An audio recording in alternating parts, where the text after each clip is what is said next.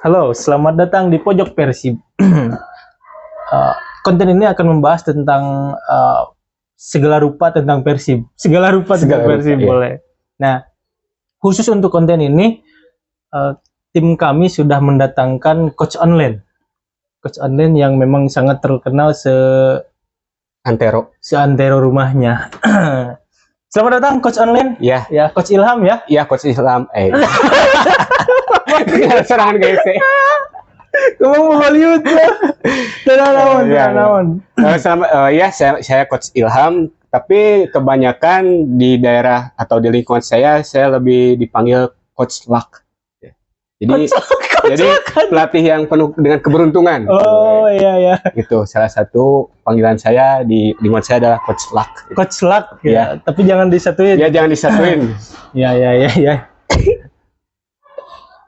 Mang punten keur syuting. Biasa penggemar saya itu di luar. Punten. Nah, untuk pertemuan pertama karena memang kebetulan ini sudah menghabiskan season 1. Ya, putaran pertama dari Liga BRI tahun 2023-2024 ya. Ya.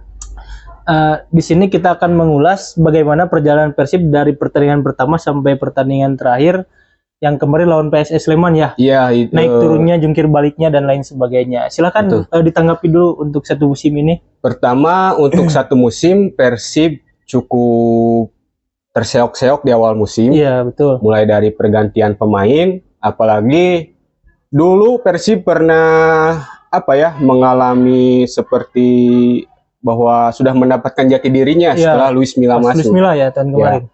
Akan tetapi di 13 laga terakhir Luis Milla yang tidak terkalahkan, 11 laga menang dan sisanya draw. Tapi itu di tahun sebelumnya, sebelum tahun yang sekarang.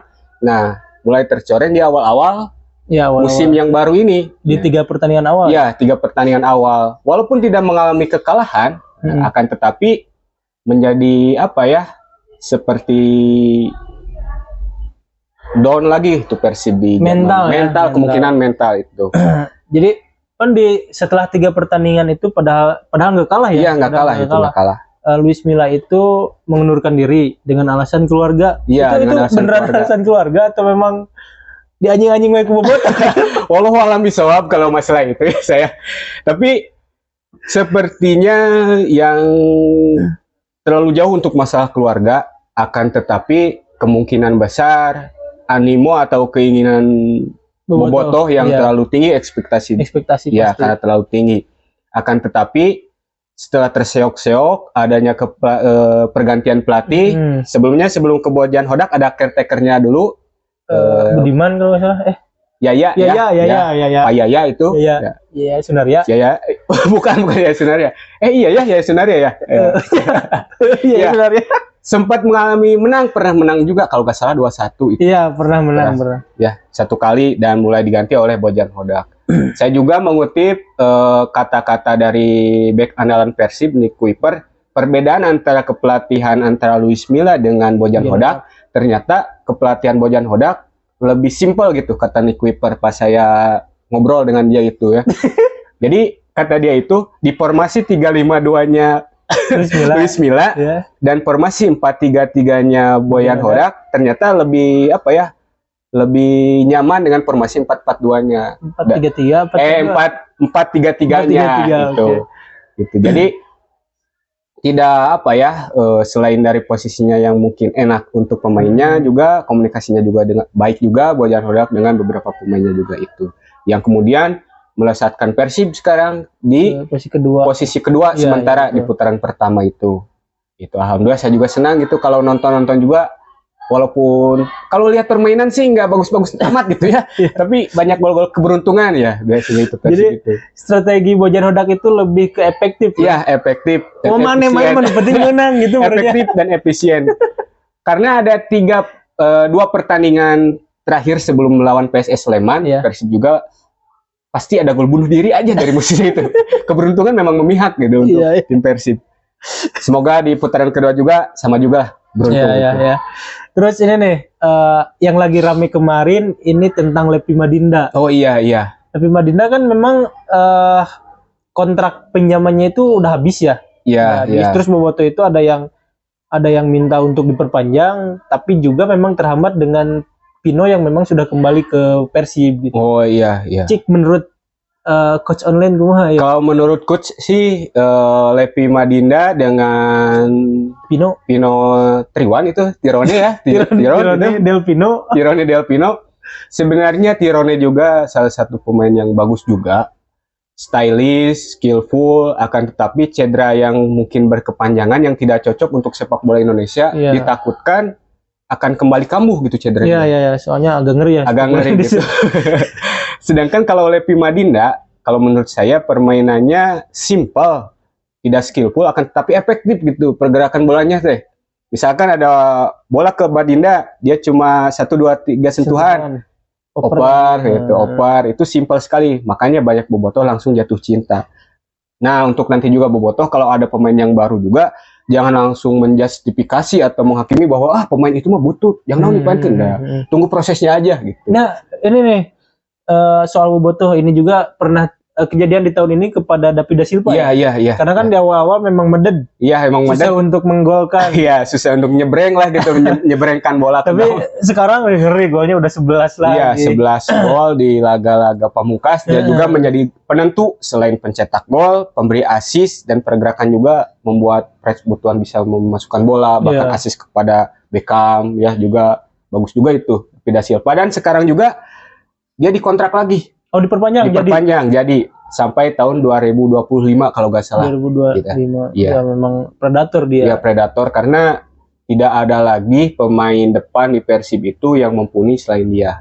Sekarang ya. Untuk pemain lokalnya juga nggak punya.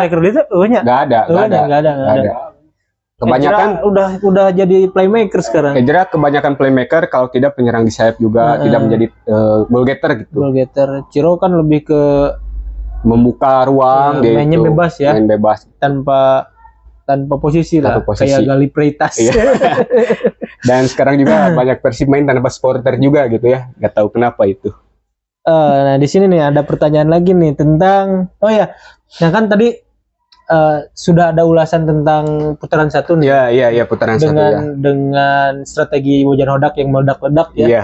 Yang akhirnya membuat Persib yang tadinya dari zona degradasi ke zona juara. Iya, sempat di zona posisi ke-16 dan merangsak terus naik ke posisi 2 sekarang itu sementara. Dari hasil itu coba kemungkinan juara itu berapa persen nih? Sekitar kalau menurut saya masih 80%. Masih 80%. Kenapa? Karena pertama tim kuda hitam dari Rans juga kekalahannya juga masih minim gitu. Iya. Kalau tidak salah 2 kekalahan itu Rans itu, dan Persib juga sama 2 kekalahan tapi banyak imbangnya juga. Itu dengan Rans, apalagi dengan Borneo yang terus kokoh di puncak klasemen. Iya. Dan Madura juga kemungkinan bisa menjadi kuda hitam, menggeser tim-tim yang di papan atasnya juga. Jadi banyak kuda hitam. Banyak kuda hitamnya itu. Banyak itu, sekitar 80% lah untuk Persib juara, kecuali kalau dia tetap konsisten di setiap pertandingannya. Dengan beberapa pemain yang jangan sampai ada yang cedera berkepanjangan lah gitu ya. Ditambah lagi jangan sampai ada regulasi yang berubah di tengah-tengah betul pertandingan lah. Tapi katanya enggak lah, kalau sekarang enggak akan ada regulasi yang berubah lagi. Iya, tapi banyak seliweran lah gitu. Ya, yang dibahas nanti aja lah. Nanti episode selanjutnya ya. Dari 20 pemain lebih Persib itu yang nggak boleh cedera nih di musim depan siapa? Di putaran kedua? Pastinya David da Silva. David da Silva nggak boleh cedera itu. Saya kalau nggak ada bingung ya. Bisa nyetak gol. Gak ada yang bisa nyetak gol. Tapi kalau lihat di posisi Persib yang sekarang, pemain mulai dari pemain sayap sampai pemain tengah, bahkan pemain di lini belakangnya juga hampir bisa mencetak gol semuanya. Iya. Contoh di pemain selain dari strikernya seperti Persbutuan sudah bisa mencetak gol, ditambah lagi dengan Lepi Madinda juga sempat gol yang spektakuler juga. Terus juga Ciro juga dengan gol yang sangat indahnya juga. Efek Jahe itu seperti Quaresma lah. Saya juga pernah bisa itu tenang seperti itu, tapi pakai bal plastik. Ya hampir semua lah tiap lini bisa mencetak gol. Hampir semua lini. Teja aja yang belum lah. Yang Beckham kemarin juga tap in, indah juga itu golnya Beckham. Fred juga walaupun ada Fred Pro tapi tetap gol lah itu Fred juga ya. Tetap gol gitu ya. Tapi memang tetap yang paling mujarab itu super sub-nya Ejra ngeri, dia selain tampan juga ganteng. Wah, Ejra itu kalau menurut saya itu mainnya itu keberuntungannya itu 90% lah. 90%. Kalau tidak Ejra yang memasukkan bola, pasti pemain lain yang memasukkan bolanya. Pemain lawan ya, bolanya pasti dari Ejra. Aduh. Terakhir lawan Borneo juga kan, saya sempat deg-degan, gegebegan hati pas lihat Ejra masuk lah. Pasti ini super sub bagus nih. Tendangan bebas, memasukkan back Borneo itu ya. Siapa yang ternyata back Borneo itu juga masuk juga di babak kedua, itu pemain yang baru di babak kedua. Beruntung sekali bisa menahan imbang Borneo yang kokoh di puncak klasemen dan posisi pertama, terus kemenangan di kandangnya juga banyak, bisa ditahan imbang oleh Persib Bandung. Itulah yang menjadi 80% lah Persib juara. Pasti juara. 80% gitu. Jadi Borneo 20% gitu. Atau Borneo dibagi-bagi tim lagi. Sisanya bisa 20% itu 1% ke tim-tim yang lain lah itu. Rindu Persib juara. Iya, udah lama Udah lama ya. Membiru lah. Rindu membiru kembali ya, gitu ya. Siap. Betul. Semoga ya. Amin. Nih, beak ya pertanyaan. Gol terbaik ada ya? Oh iya, ada. Ini ada pertanyaan. Gol terbaik di putaran pertama. Gol terbaik itu saya itu pas Ciro lawan Persis Solo. Yang hampir fix lah menang itu lawan Solo itu ya. Di kandang Solo dengan gol tripelanya itu sekitar di menit 32 kalau nggak salah, pas saya nyimak dengan Mitoha nonton bareng gitu. Ya karena saya belum sempat ke stadion lah itu ya. Pengen juga ke stadion ya itu, tapi jadi nonton bareng sama Mitoha dan ternyata tendangannya bagus dan menjadi salah satu goal of the week di bulan itu juga, sekitar minggu itu. Goal of the month ya. Sempat jadi gol terbaik lah di pekan keberapa itu ya, di bulan Agustus kalau nggak salah itu. Bagus tapi juga. Akhirnya imbang ya kalau nggak salah. Kalah 2-1 ya, Ramadan Sananta 2 gol saat itu. Wah, ngeri. Jadi Persib juga seharusnya belilah striker seperti Ramadan Sananta. Oh iya bener. Oh iya tadi saya tanya pas ngobrol. Ya, gak apa-apa. Oh ya, pertanyaan terakhir lah. Untuk putaran 2 nih, siapa yang harus dibeli atau siapa yang harus dibuang untuk Persib? Bukan dibuang lah, dipindahkan ke tim lain. Oh iya. Boleh dibuang. Karena loyalitas tiap pemain yang kalau sudah masuk ke Persib itu sulit untuk berpisah atau pindah ke tim lain ya. Kebanyakan itu yang dipinjamkan, seperti hand ke Dewa United, terus yang terbaru Erianto yang ke PSPS Pekanbaru kalau nggak salah. PSPS Riau sekarang. PSPS Riau ya, Pekanbaru kan Riau. Terus juga kemungkinan Febri Haryadi ada digembor-gemborkan, ada beberapa tim juga yang ingin meminjamnya itu. Jadi lebih mencari jam terbang di tim lain lah gitu. Iya, terutama Febri kan. Iya, terutama Febri yang memang udah susah berkembang sekarang. Iya, sebetulnya dia tuh wonderkid di zamannya itu, sempat gol-gol spektakuler juga di timnasnya juga. Iya. Pas zaman Luis Milla juga dia, tapi sekarang udah underperform, tapi semoga Febri juga bisa perform lagi di tim lain gitu. Terus kalau kan tadi beberapa pemain yang kemungkinan dipinjamkan atau dilepas ya. Nah, kalau untuk pemain yang boleh dibeli lagi oleh Persib, kalau bisa di posisi penyerang saja untuk menggantikan David da Silva atau menjadi tandemnya. Menjadi tandem atau kalau misalkan cedera ada pemain penggantinya. Soalnya kalau di pemain belakang sudah cukup mumpuni, pemain-pemain berkualitas mulai dari sayap kiri, sayap kanannya, backnya itu, terus back kiri, back kanan, bahkan ada beberapa pemain yang bisa di beberapa posisi seperti Irianto, Robi Darwis juga, itu banyak pemain yang bisa di beberapa posisi. Makanya alangkah lebih bagusnya membeli pemain di posisi penyerang atau goal getter lah. Goal getter? Iya. Seperti siapa? Ramadan Sananta boleh lah.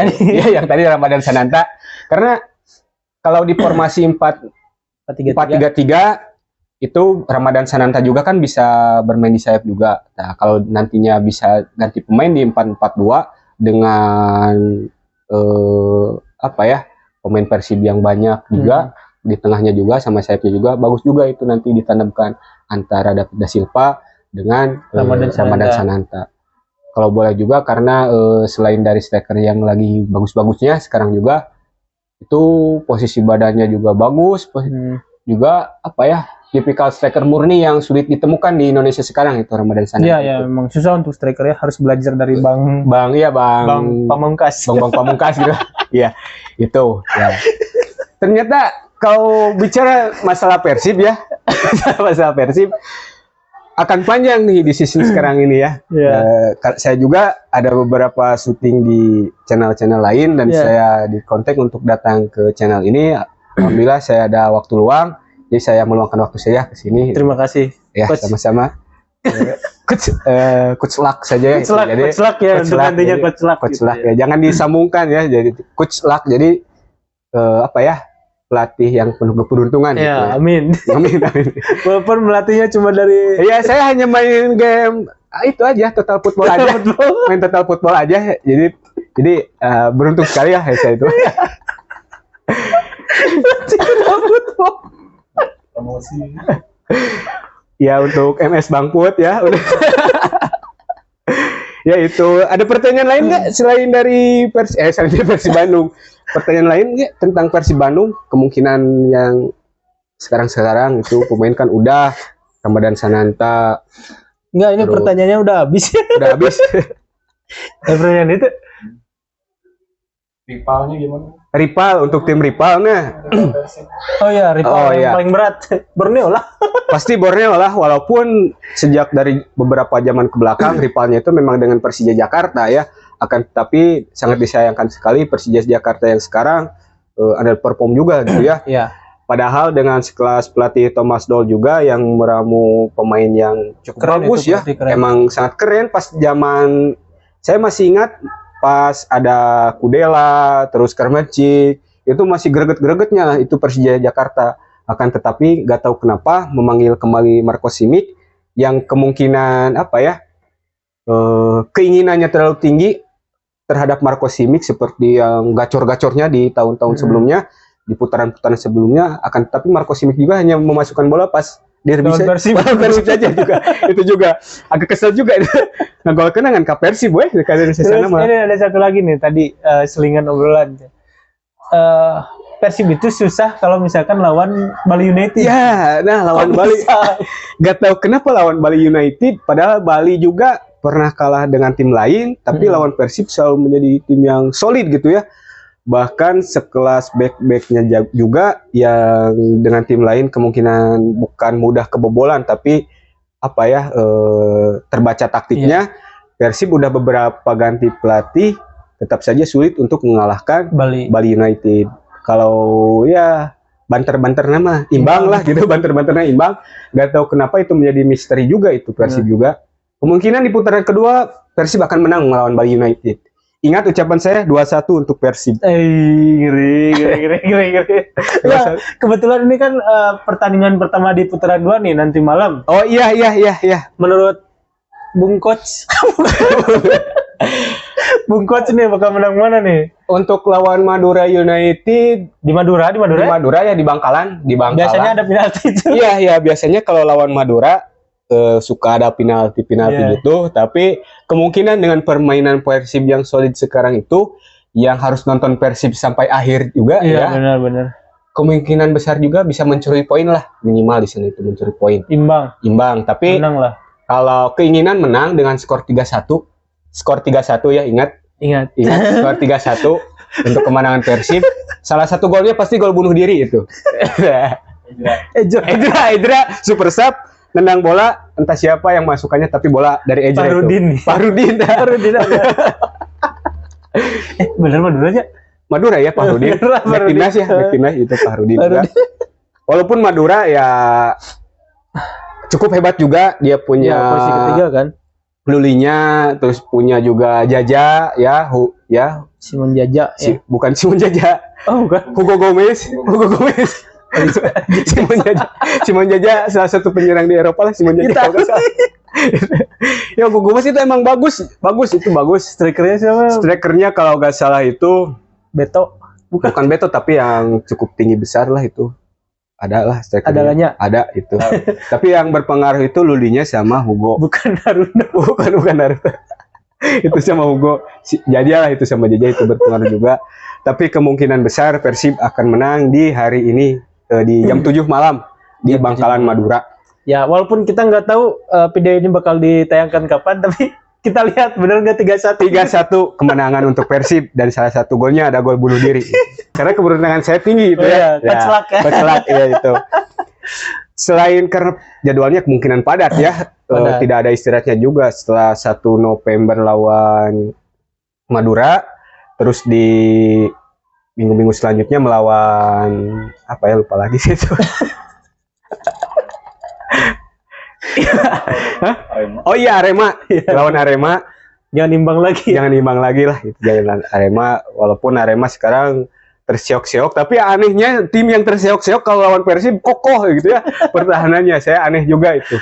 Aneh juga kemungkinan karena apa ya, sayurnya juga tinggi, rasa gengsi tiap pemain juga tinggi juga dengan tim yang besar lah, salah satu tim besar yang diperhitungkan juara di tahun sekarang. Tapi walaupun misi dari pelatih sekarang itu bukan untuk Persib juara tapi masuk ke AFC. Oh iya, ya, kan AFC. Memang targetnya juga 4 besar. Iya, 4 besar itu. Jadi tapi misinya kalau juara bonus lah, itu bonus. Anjing juara bonus. Keinginannya kan hanya AFC gitu ya. Karena emang saya juga gini ya, kalau Persib di AFC kemungkinan juga dari dulu kan Persib, kualitas pemain Persib bagus-bagus. Iya. Kenapa sih gak bisa bersaing di Asia juga gitu ya? Padahal pemain bagus-bagus juga dan ada tambahan kita untuk nonton nobar lah, nonton Persib. Iya, selain dari Liga Satunya. Lawan Ronaldo. Ya, lawan Ronaldo di Al Nassr ya. Lawan Al Nassr. Lawan Al Nassr juga boleh lah.